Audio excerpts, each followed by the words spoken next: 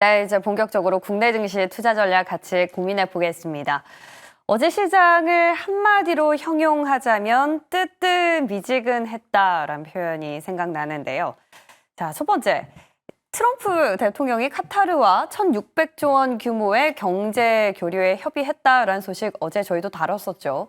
키워드도 꽤 있었고 사우디보다 2배나 더 큰 규모인데 시장의 반응이 미지근합니다. 그런데 아직 끝나지 않았죠. 중동에서 마지막 순방국 바로 아랍에미리트인데요. 자, 기다렸었던 엔비디아 칩 수출 제한을 철회하게 될지가 초미의 관심사로 떠오르고 있습니다.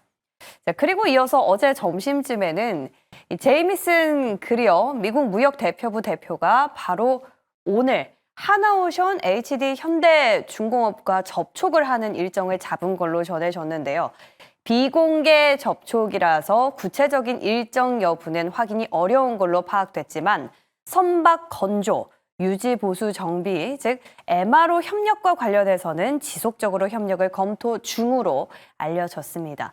자, 그런데 이런 소식이 나왔는데도 불구하고 어제 조선주는 큰 반응이 없었는데요.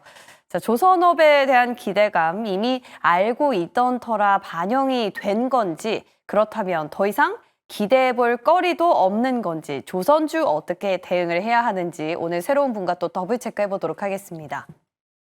자, 그리고 미국과 중국이 화해 모드에 들어가면서 증시 전반적으로도 끌어오르고 있지만 중국에서 미국으로 가는 화물선의 운송 예약이 300% 가까이 급증한 걸로 확인이 됐는데요. 자, 이런 뉴스가 나오면 통상 해운주들이 대대적으로 급등이 나와야 마땅한데 별다른 또 움직임이 없었다라는 거죠. 물론 HMM이 장중에 13%까지 급등을 하긴 했지만 어디까지나 실적 그리고 대선 정책과 맞물린 기대감이다라는 분석이 우세합니다. 어떻게 된 걸까요? 자, 미지근한 시장 분위기, 그 원인 분석하면서 다음 주 주목해야 하는 섹터 저희 같이 찾아보도록 하겠습니다. 자, 그럼 오늘 아침에 주목해야 하는 뉴스는 뭐가 있는지 다음 기사로 만나보시죠. 자, 미국의 4월 PPI가 지난 5년 사이 가장 큰 폭으로 떨어진 걸로 확인이 됐습니다. 지난달보다 0.5% 하락한 건데요. 컨센서스는 0.3% 상승한 걸로 예상이 됐기 때문에 예상치를 크게 밑돈 겁니다. 이보다 앞서 발표했었던 소비자 물가지수죠. CPI를 떠올려 보면 그때도 그렇고 이를 선행하는 PPI까지도 크게 하락하고 있기 때문에 미국에서 인플레이션 우려의 목소리가 또 잦아들고 있는데요.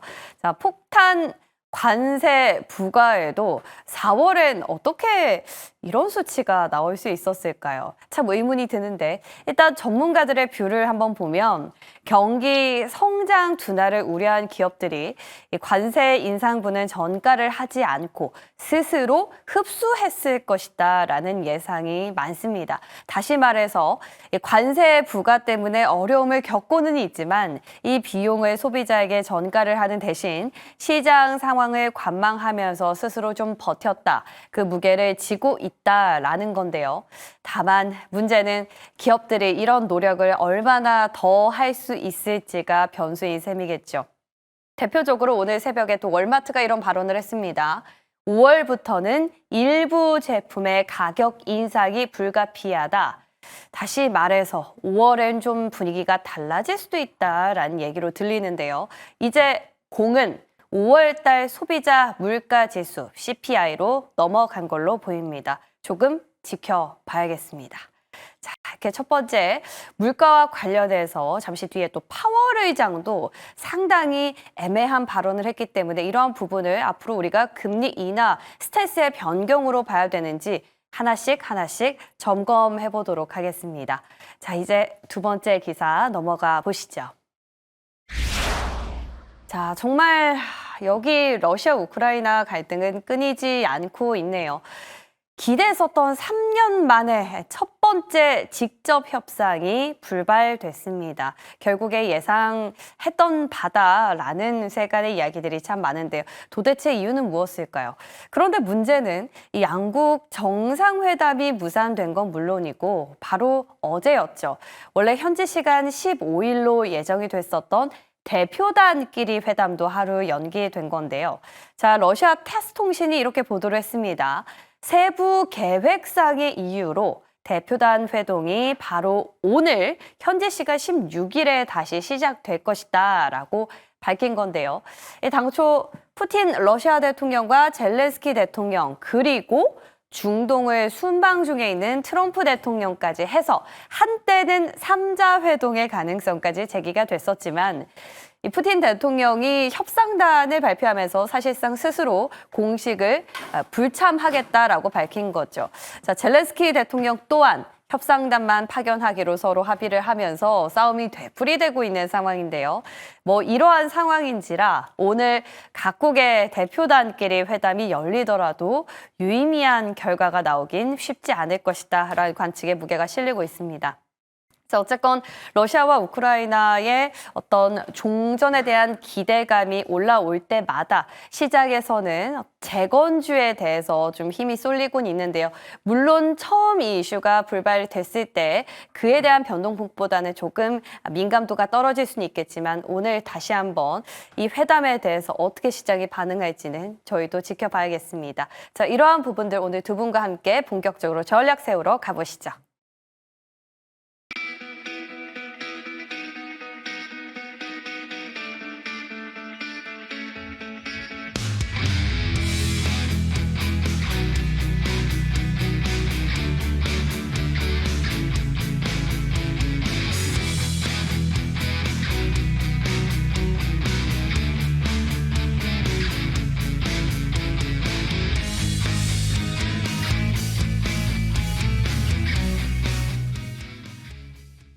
네, 벌써 금요일 아침입니다. IM증권 이화진 과장, 엠벤골드 조선일 매니저와 함께하겠습니다. 어서 오십시오. 안녕하십니까. 네, 반갑습니다. 자, 밖에 비가 많이 오나요? 네, 갑자기 좀 많이 오네요. 출근하시는 분들 꼭 운전이라든지 조심하셔야겠네요. 자, 한 주를 마무리하는 금요일장인데 도대체 어떻게 정리를 해봐야 될지 키워드 통해서 들어가 보겠습니다. 출렁이는 환율, 트럼프와 무관한 국내 증시 출렁인다. 환율이 출렁출렁하긴 하지만 계속 내려간다면 좀 괜찮지 않습니까? 사실 어제 우리나라 국내 시장에서 그동안 이제 흐름이 좋았었던 반도체나 특히 수출주들에 대한 이제 그 하루짜리 이제 환율성에 대해서 조금 이제 우려가 좀 생겼던 부분이었죠. 왜냐하면 최근에 중동발 이슈도 있었고 엔비디아나 이제 빅테크 업체들의 강한 상승 흐름을 보여왔었는데 이제 그동안 이제 물론 이제 베센트 재무장관은 실제로 이와 관련된 한미 그 실무 협상과 관련된 환율에 대한 얘기들을 일단은 실제로 의제 관련해서 얘기를 하진 않았다고 얘기는 해왔지만은 워낙 이제 우리가 예전에 이제 플라자 합의나 이런 환율에 대한 이슈들이 워낙 많았었기 때문에 우리나라도 거기에 포함되는 거 아니냐 그런 시각에 대한 얘기가 나오다 보니까 이제 물론 실제로 환율이 1,390원까지 빠르게 이제 내려오다 보니 이제 그러다 보니 이제 수출주와 관련 이슈들이 조금 부각받지 않았나 좀 생각을 하고 있는데 과연 이게 지속성을 보일 건지 아니면은 물론 이제 최근에 위안화 강세도 한번 좀 살짝 반등을 좀 보여왔었기 때문에 그만큼 이제 우려들이 많이 지속된다라고 하게 되면은 그러면 당연히 실제의 가이던스는 좀 변할 수는 있겠죠. 물론 대표적으로 자동차 같은 경우도 물론 기아는 또 특이하게 올해 실제로 그 경영 계획에서도 환율에 대한 전망 자체를 1,300원대 초반으로 잡기는 했습니다. 그렇게 잡기는 했습니다만은 결국에는 실제 굉장히 큰 폭으로 차지할 수 있는 게 환율이다 보니까 이게 과연 오늘도 계속 이어질지 여부는 조금 지켜봐야 되지 않을까 생각하고 있습니다. 그래도 환율의 지지선이 이제 1,390원 선까지 내려와서 하방이 지켜진다라는 거는 우리나라로서는 참 고무적인 일이 아닐 수 없다라는 생각이 드네요. 우리 매니저님께서 트럼프 대통령과 국내 증시 무관하게 움직인다. 네. 이거 어젠 좀 서운했던 게 네. 카타르 합의요. 네네.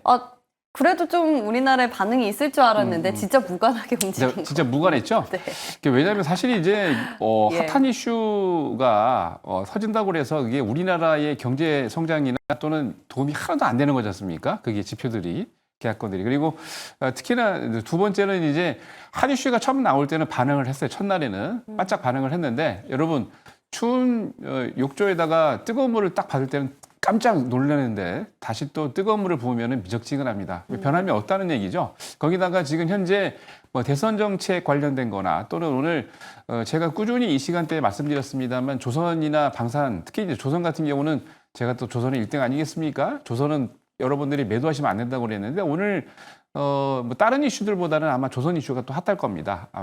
아까 말씀하신 대로 USTR 그리에 대표가 제주도에 이제 오는데 이때 우리나라 측에서 요구를 한 게 아니고 미국 측에서 적극적으로 요구를 하고 있기 때문에 관련 이슈들은 더 부각될 것으로 보입니다. 그래서 현재 미국의 중동 순방하는 거 이슈를 너무 신경 쓰지 마시고요. 그거는 미국에만 국한된 거지 우리나라하고는 관계된 게 아무것도 없다 생각하시고 오히려 그런 일 때문에 뭐 조선이나 또는 방산이 폭락한다 그렇지 않습니다. 어제도 그제도 말씀을 드렸습니다만 중동 국가들은 투트랙으로 준비를 하고 있기 때문에 미국과도 계약을 하고 우리나라도 계약을 합니다. 걱정하지 마시고 기다리시면 좋을 것 같습니다. 네, 이번에 중동 순방과 관련해서는 일정이 아직까지 하나 남았기 때문에 이에 대한 자세한 이야기 저희 오늘 잠시 뒤에 풀어가 보도록 하겠습니다.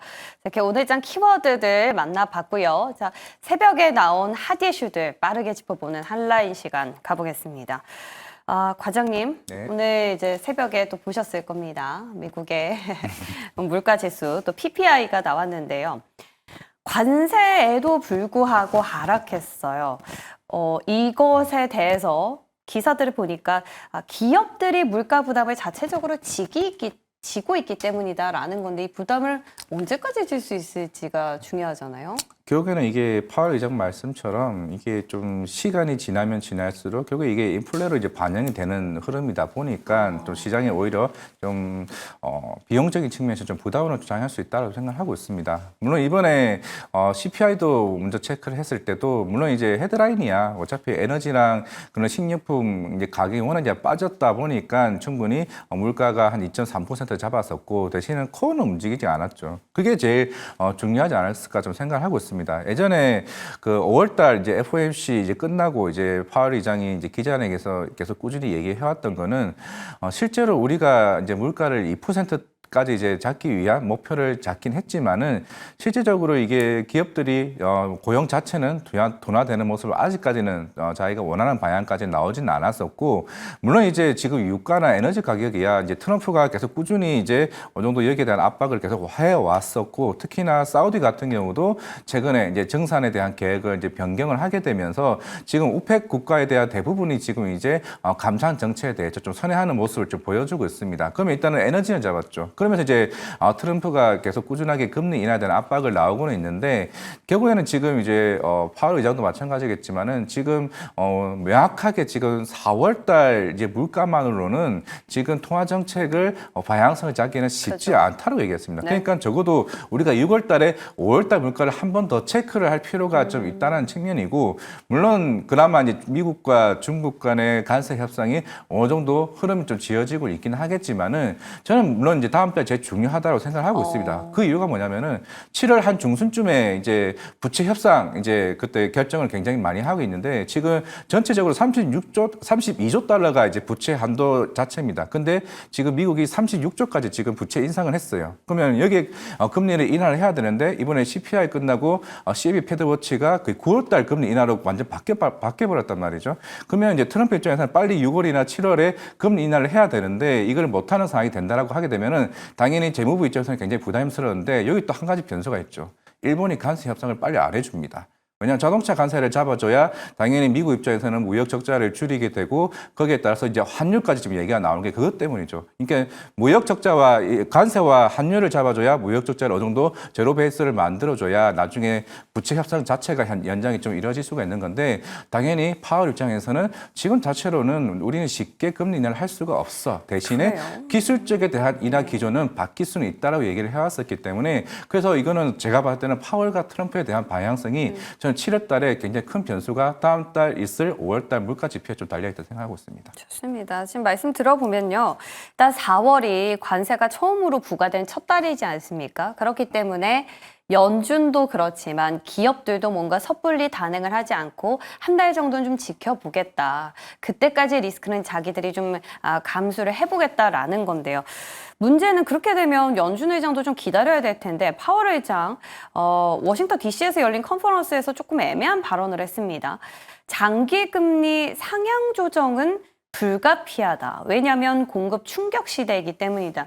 이거는 금리 스탠스를 보고 행한다는 게 아니라 어느 정도는 금리 인하에 우린 제동이 걸겠다라는 행보 아닙니까? 그렇죠. 이제 관세를 이제 어느 정도 인하를 하긴 했지만은 우리가 이제 2008년도 이제 금융 위기 이후와 이제 팬데믹 이전 사이 같은 경우는 사실 우리는 미국 같은 경우는 이제 흔히 말하는 저물가, 특히 이제 중국산 제품들을 많이 써왔었기 그런데 우리가 2020년 이전까지는 가장 이제 대미 흑자가 가장 많은 국가들이 중국이었습니다. 근데 2020년 이후에는 멕시코, 캐나다, 베트남 등 다양한 국가로 이제 변모하게 되면서 물론 이번에 이제 트럼프 대통령이 계속 꾸준히 얘기를 해왔던 거는 아무리 지금 캐나다나 멕시코에 있는 공장을 미국에 옮기게 되면은 가격이 떨어질까요? 안 떨어집니다. 왜냐면은 결국에는 지금 노동 인구 감소가 자체가 떨어지기 때문에 그건 인건비에 대한 부담이 더 커지는 측면이라면은 그럼 당연히 이제 인플레이션에 대한 우려가 생각보다 그렇게 잡히기가 쉽지 않다는 그 골자에 있는 상황이기 때문에 네. 그래서 장기적으로 좀 실질 금리를 좀 인상해야 된다라는 좀 의지가 좀 강하지 않나 생각을 하고 있습니다. 그러면 7월달 금리 인하는 뭐 아니고 지금 인상 쪽으로 다시 가고 있는 것 같네요.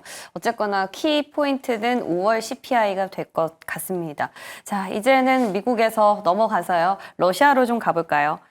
러시아, 우크라이나는 기싸움을 계속하고 있습니다. 일단 양국 정상회담은 무산이 됐고 대표단 회담도 어제 있었어야 되는데 지금 오늘로 미뤄진 상황이거든요.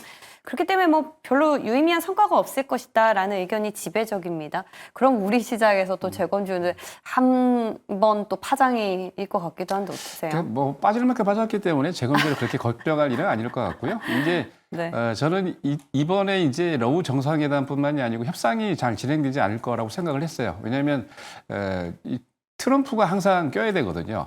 왜냐하면 여러분 아시겠습니다만 2018년도에도 트럼프가 북미 정상회담을 6월 달까지 마친 이유가 노벨상을 굉장히 좋아합니다. 트럼프가. 그렇기 때문에 만약 이번에 원래 이제 지금 러시아 우크라이나 전쟁하고 지금 남북 관계 우리나라죠. 남북 관계도 있기 때문에 그 두 개를 다 한꺼번에 해결한 다음에 아마 트럼프가 그 노벨 평화상에 아마 도전할 것 같은데 그렇게 되기 위해서는 보통 상반기 때 6월 달 안으로 정리가 돼야 되는데 이 두 개가 정리될 기미가 보이지 않죠. 그래서 우선은 트럼프가 지금 중동 국가들을 순방을 하고 있는 사이기 때문에 러시아, 우크라이나 휴전에 참여할 수가 없습니다. 그렇기 때문에 이번 상반기 때는 아니다라고 보고요. 제 개인적인 의견은 아마 하반기 때 러시아, 우크라이나 관련해가지고 휴전협정이 되고 그리고 난 다음에 내년 상반기 때 우리나라와 북한 관계가 트럼프에 의해서 진전이 된다면 노벨상을 받을 이유가 있겠죠. 왜냐하면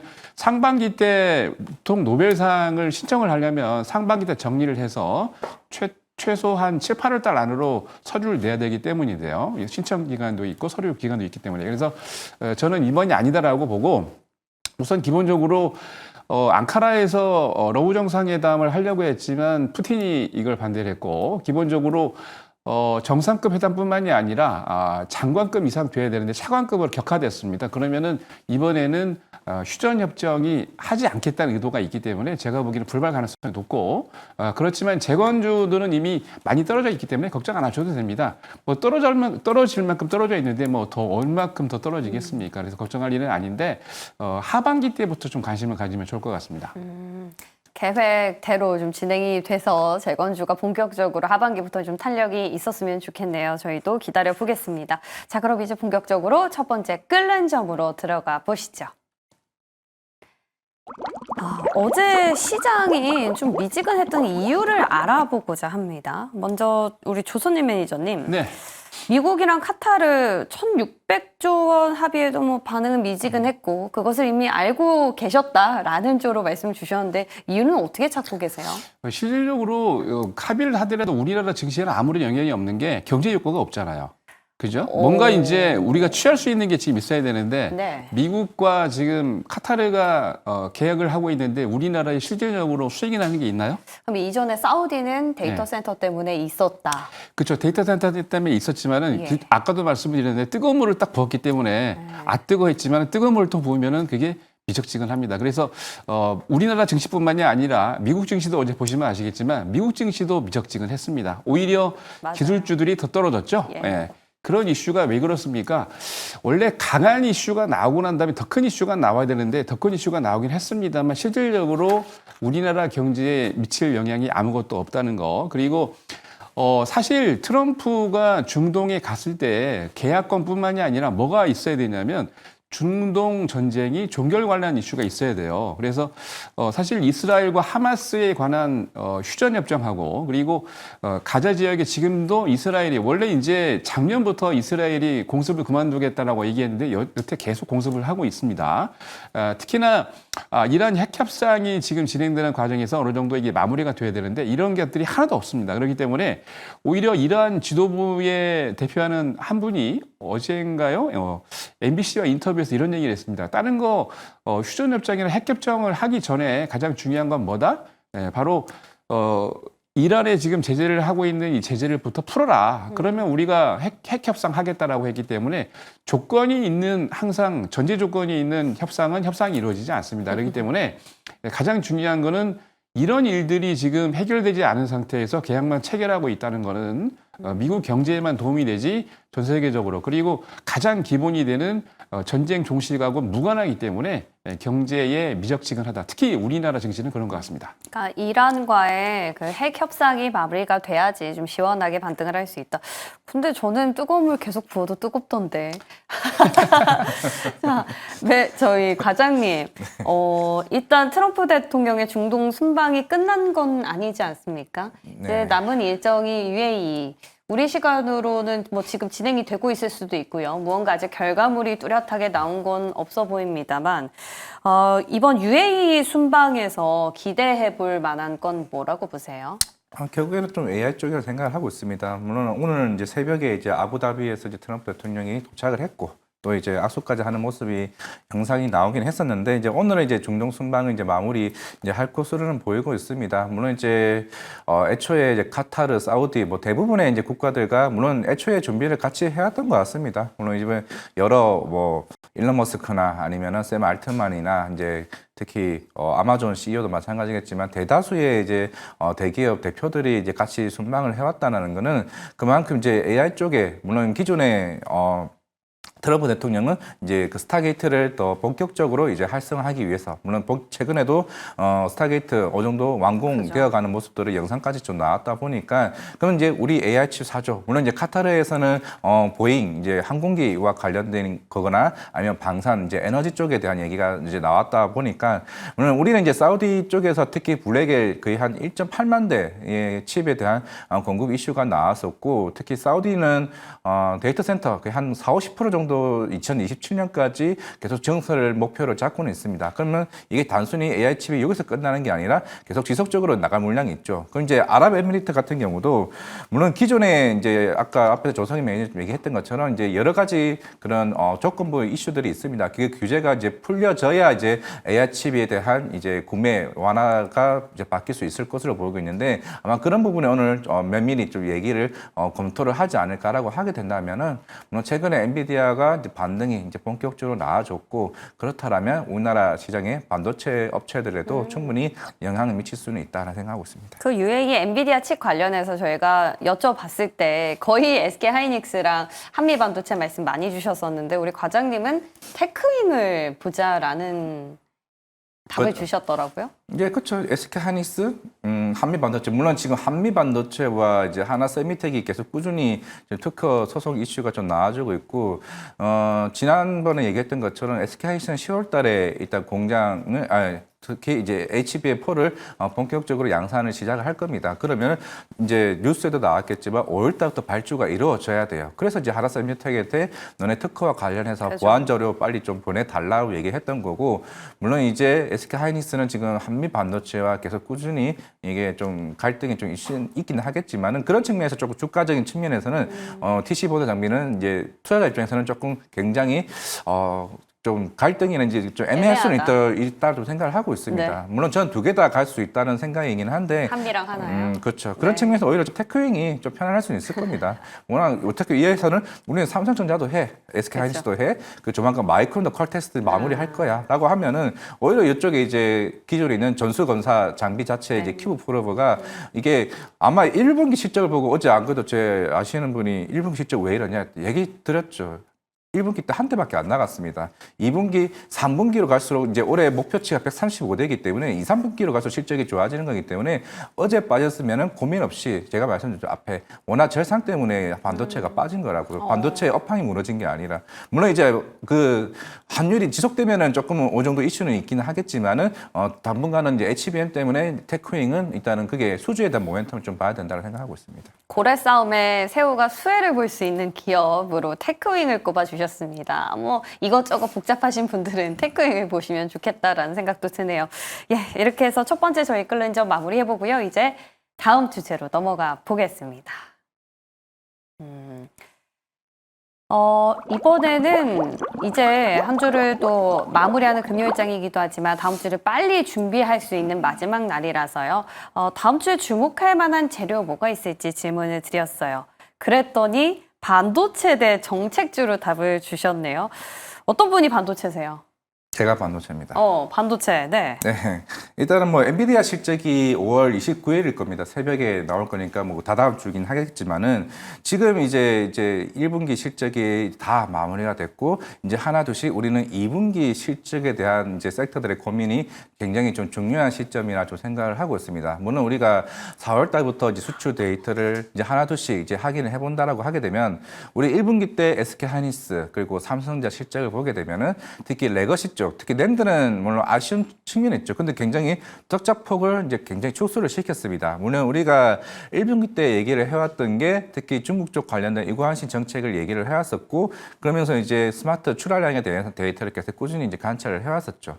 근데 그 수요는 계속 꾸준히 좀 좋아지고 있습니다. 최근에 갤럭시 엣지 이제 25도 출시를 해왔었고 특히 중국도 이제 만만치 않게 실적이 올라가고 있는 측면이기 때문에 저는 적어도 레거시 쪽에는 문제는 없다라고 생각을 하고 있습니다. 그러면 이제 2분기 때 파운드리, 물론 삼성전자 파운드리 같은 경우는 물론 최근에 퀄컴과 이런 고객사 이슈도 좀 있기는 하겠지만은 삼성전자 적어도 이제 그동안 이제 지난 4분기 때 2.4조, 이번에 1분기 때 마이너스 2조, 그러면 이제 2분기 때는 적어도 1조대로 내려오게 된다라고 하게 되면은 사실 실적에 대한 베이스는 1분기를 이제 기저 효과를 통해서 점차적으로 올라가는 이제 구조에 있단 말이죠. 삼성전자의 강건은 이제 HBM입니다. 그러면 이제 HBM3 8단과 12단 반도체에 대해서는 워낙 이제 시장에서 많이 얘기를 해왔지만은 결국에는 이번 삼성전자가 추후에 이제 컨퍼런스 콜이나 이제 여기서 얘기를 해야 할 게 이제 향후에 SK 하이닉스가 10월쯤에 HBM4를 하면은 그러면 삼성전자는 언제 이거를 출시를 해올 수 있느냐 이게 좀 굉장히 중요한 좀 안건이 보여주고 있는데 이번에 1분기 실적에 이오테크리스가 이제 실적 발표가 나왔죠. 잘 나왔습니다. 잘 나왔다는 거는 그만큼 이제 실제로 중소형 장비단에는 신규 주문할 때 실적이 발표가 되는 게 아니라 애초에 그 고객사가 장비를 썼을 때가 실적이 반영된 겁니다. 그러면 적어도 1분기 때 삼성전자가 기존의 이오테크닉스의 커팅 장비를 일단은 썼기 때문에 실적이 굉장히 반영되는 부분이기 때문에 그러면 적어도 삼성전자는 향후에 HBM4 쪽과 관련돼서 이제 물량들이 하나둘씩 좀 나갈 가능성이 굉장히 크기 때문에 우리는 이미 SK 하이닉스의 1분기 실적을 보게 되면 HBM 쪽 마진이 얼마만큼 큰지를 알 수 있는 상황이기 때문에 SK 하이닉스가 굉장히 최근에 주가가 많이 올라왔잖아요. 그러면 이제 그 다음 타자가 삼성전자 밸류체인 단에 관심을 가질 필요가 있는 상황이기 때문에 저는 2분기를 토대로 하반기까지는 주도 섹터는 반도체가 될 가능성이 굉장히 높다고 생각하고 있습니다. 요즘 HBM3 2보다 4에 대한 기대감을 언급하시는 분들이 더 많아진 것 같아요. 정말 삼성전자는 이제 목끝까지 왔습니다. HBM4 얼른 타겟책을 찾으셔야 될 것 같고요. 우리 매니저님은 정책주 다음 주에도 유효하다라고 보시는 정책주, 건가요? 예. 스케줄을 누가 잡았는지 참 잘 잡은 것 같아요. 그래요? 18일 날 일요일 날 이제 대선 후보들 TV 1차 토론이 있고 네. 그리고 19일 같은 경우는 젠슨 왕이 대만에 가죠. 컴퓨텍스에서 그죠. 기조연설을 합니다. 이게 이제 20일부터 23일까지 화부터 금요일까지 진행이 되고요. 기조연설합니다. 그리고 23일 날, 그러니까 일요일부터 금요일까지 쫙 2차 TV 토론이 또 있어요. 그래서 여기에 여러분들이 아셔야 될 게 지금 보면은 AI 대선 공약이 있는데 이재명 후보 같은 경우는 첫 번째로 AI를 얘기를 했고 김문수 후보 같은 경우에는 두 번째로 AI 얘기를 했고 이준석 후보도 뭐 AI 관련된 데이터 센터 관련된 얘기를 했는데 전반적으로 이 세 후보가 가장 가능성이 있다라고 하고 있는 세 후보가 강력히 외치고 있는 게 AI입니다. 거기다가 젠슨 왕까지 19일 날이죠. 발표를 하기 때문에 이런 기조를 보면은 아마 이 AI 관련된 이슈는 꼭 봐야 된다라고 보고 오늘 이제 하나 준비를 안 했습니다만 스윙 스테이트가 미국에 있듯이 우리나라도 스윙 보트 하는 지역이 있습니다. 바로 충청도 지역인데 두 분 원, 투, 쓰리 중에 이제 두 분은 여러분 잘 아시겠습니다만 충청도 지역 공약을 많이 하고 있거든요. 그래서 이 충청도로 여러분 잘 아시는 그 지역으로 대통령실을 이전하겠다는 얘기까지 있기 때문에 이런 것들 보시면 좋을 것 같습니다. 그래서 세종시에 그렇게 무게를 쉬는 거군요. 그렇죠. 네, 스윙 스테이트.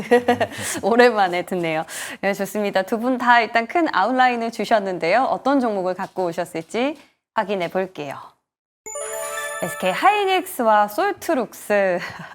앞서 테크잉 말씀 주실 때 SK 하이닉스랑 한미반도체가 왜 안 나오나 싶었는데 결국 갖고 오긴 하셨네요. 나눠서 추천을 해주고 싶어서 결국에는 하나니까. 좋죠. 네. 예. 일단 지금 삼성전자는 물론 저는 이제 하반기 쪽으로 이제 보는 게 맞다고 생각을 하고 있고 지금은 일단은 20만 원 돌파를 했죠. 그러면서 최근에 엔비디아가 HBM 12단 반도체 가격 인상을 시켰습니다. 가격 인상을 시켰다는 거는 지금 이제 엔비디아도 굉장히 물량이 굉장히 급하다는 의미라 좀 볼 수가 있는 것 같습니다. 일단은 블랙엘 지금 본격적으로 양산이 1분기 때부터 계속 꾸준히 나오고 있고 그러면 당연히 1분기보다 2분기 실적이 SK하이닉스는 훨씬 더 좋아지겠죠. 4분기 때부터는 블랙엘 울트라 쪽으로 이제 더 프리미엄 제품들이 이제 수요가 더 커질 걸로 보이고 있습니다.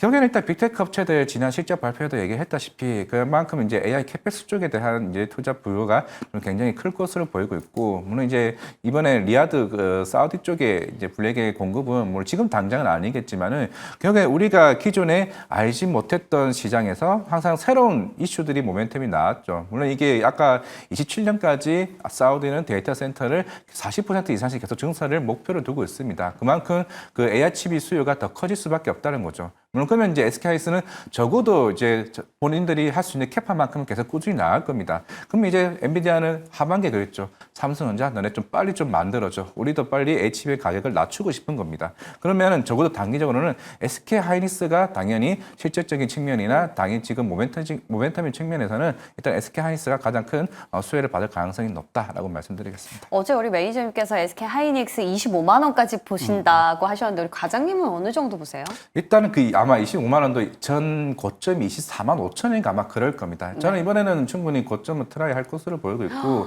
예전에 모건스탠인가 아마 JP모건인지 모르겠는데 작년에 아마 28만 원까지 목표가가 제일 산출된 게 있을 겁니다. 충분히 그것까지 달성할 수 있는 부분도 아닌가라고 생각하고 있습니다. 그러면 아직까지 룸이 좀 남아있네요. SK하이닉스 늦지 않았다. 제가 작년에 이제 추천해가고 왔는데 네. 정확히 24만 8,500원이 고점입니다. 25만 원을 딱 제가 드렸는데 거의 네. 50% 넘어가는 거 수익이었거든요. 근데 네.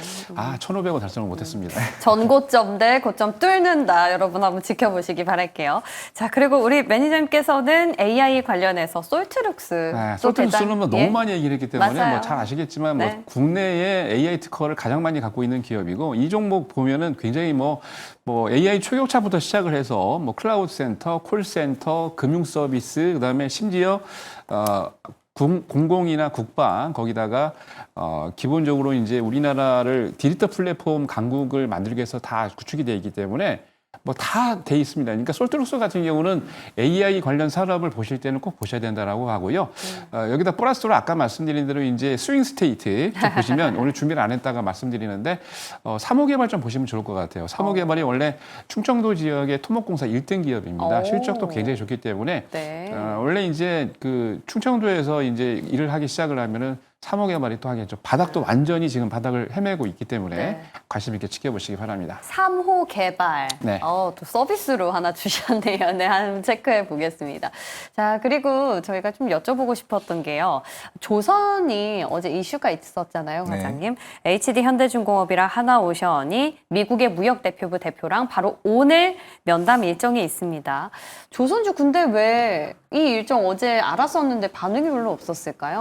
지금은 어차피 이제 MRO 사업에 관련해서는 이제 같이 얘기를 해서 실적을 이제 계속 꾸준히 성장하는 이제 단계에 왔습니다. 물론 하나오션 같은 경우는 지난 4분기를 기점으로, 현대미포는 이번 1분기를 기점으로 이 실적으로 계속 이제 마진이 성장하는 단계이기 때문에 뭐 실제에 대해 우려는 저는 이제 거의 없다라고 좀 볼 수가 있고, 이제 여기서 이제 향후에 이제 프리미엄 가치에 대해서 미국과 이제 MRO 사업에 대해서 얘기를 할 건데, 당연히 여기에 대해서는 물론 이제 기존의 전체적인 MRO 사업 자체가 뭐 20조에서 향후에 3, 4조로 올라간다라고 가정을 했을 때는 이제 시장은 아마 그런 것 같습니다. 이제 어차피 아메리카 쪽에 수준은 받을 건데, 이제는 그 이후에 대해서 그러면 이제 얼마짜리 가격을 받을 수 있을 거냐, 그리고 언제 시기이냐, 이것 차이가 좀 중요하지 않을까라고 생각을 하고 있는데, 워낙 이제 그동안 오랫동안 뭐 신조선가 지수도 대략 한 뭐 한 89대, 188대로 계속 유지를 해왔었고, 최근에 중고성가가 좀 반등이 이제 크게 나오기는 했었지만은, 결국에는 이제 미국과 이제 중국과의 갈등이 어느 정도 좀 완화되는 스탠스이긴 하겠지만은, 대신에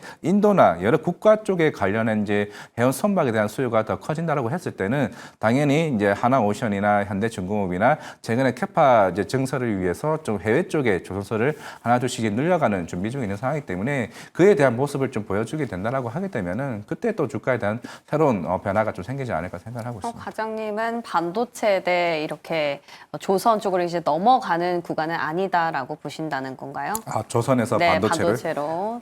그것도 충분히 아직은- 영향은 있다라고 저는 생각하고 있습니다. 물론 이제 조선이나 방산 같은 경우가 워낙 이제 최근에 주가를 올해 상반기 때 그 주도를 해왔었기 때문에 이거는 업황과에 상관없이 단순히 저 수급적인 문제라고 좀 생각을 하고 있기 때문에 그런 측면에서는 일단은 반도체 쪽의 분위기는 좀 갈 가능성이 있다 생각하고 있습니다. 네, 좋습니다. 조선에 대한 주도주의 의심이 조금씩 드는 대목이 나오고 있습니다. 여러분 감지하시고요. 오늘 두 분 말씀 바탕으로 중심 잘 잡아보시기 바랄게요. 고맙습니다. 네, 감사합니다.